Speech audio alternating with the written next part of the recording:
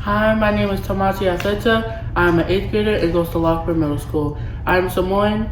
I came from America, Samoa. It is one of the islands of Pacific Islanders. I go to Fort Lewis Church.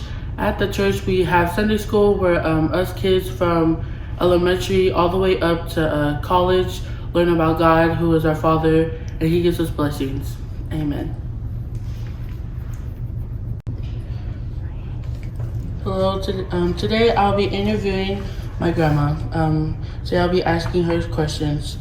My first question today is, please tell us a little bit about yourself, such as your name, position, and education. So my name is Lua Pritchard. I'm the Executive Director of Asia Pacific Culture Center. I am Samoan, and I was born and raised in American Samoa. Came to the United States at the age of 10. Landed in San Francisco, California. So there I went to school early age and all the way up to college in California. Our next question is, share with us your ethnic group, community you identify with.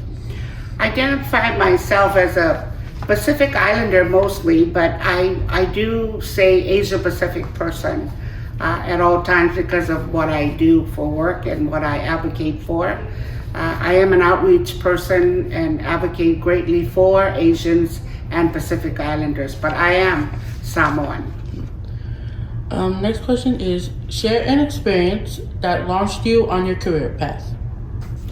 Well, I started off as a teacher, but I came to America to take care of my in-laws and landed in Washington State, in Lakewood, Washington. But I was actually asked to run, to assist with a nonprofit, which was Korean Women's Association. And that's how I ended up in social services. But I was in education for a long time. And so from there, I retired from Korean Women's Association in 2009, and then I landed in Asia Pacific Culture Center, and here I am. Where are you from? I'm from American Samoa. What languages are you fluent in?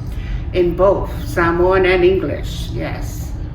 Please tell us some benefits of being multilingual.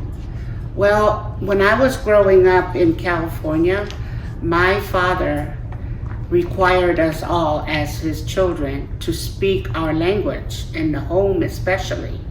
And that the only time I would be allowed to speak English is outside of the door from home. Even my friends, if they were to come they had to learn something Samoan. So I used to not like my dad in those ways, but when I grew up and understood the value of speaking your own language, I really appreciated my dad. What was it like to attend school in your country versus in the U.S.? Well, it's very limited in American Samoa. It's because we could only go to a 2-year college, and the systems there are not as aggressive and not as high standard as American. But I don't know about it is now, but definitely when I was growing up, we needed to come out of the island to really have more opportunities academically. What challenges did you face? The challenges I faced was to really be felt inclusive. It felt included in the races. I always felt like people that we were amongst the greater, that we weren't considered as affluent as the rest of the world was in America. And so it was hard to always try to catch up to the high standards of a certain way of living. And so, yeah, like for example, when I was little, we grew up and we were living in government projects, housing. So because we couldn't afford much, so we had to grow up from that kind of stamina. What were some of your hopes and dreams as a child? Was always to be able to help others. That was always because my dad taught us that way. he always said that if we couldn't help others, then who are we? Who inspired you? Who do you admire and why? My dad, of course. Yes, he was strong. He was a high chief. He was a great provider for the family.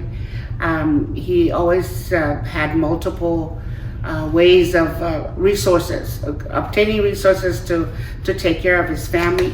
So, and he was a great leader, very, very loving and great leader. What advice do you have for others, like me, who have a similar cultural background? Is to do your best always, no matter what it is. I always tell my children, if you're going to be a janitor, it's great, but be the best janitor in the world. And if you are going to, and you know that, I teach it. And always when you do things, put your face on it. Be proud of what you do your very best, and that when you walk away from it, your face is on it. Somebody will always know it's the best because you did it. Mm-hmm. Is there anything else you would like to share? Education is very key. You have to get educated, and the more you're educated, the better you will know how to make your decisions in life. And always listen to your mentors, and always have a mentor. No matter how old you become, you always need a mentor.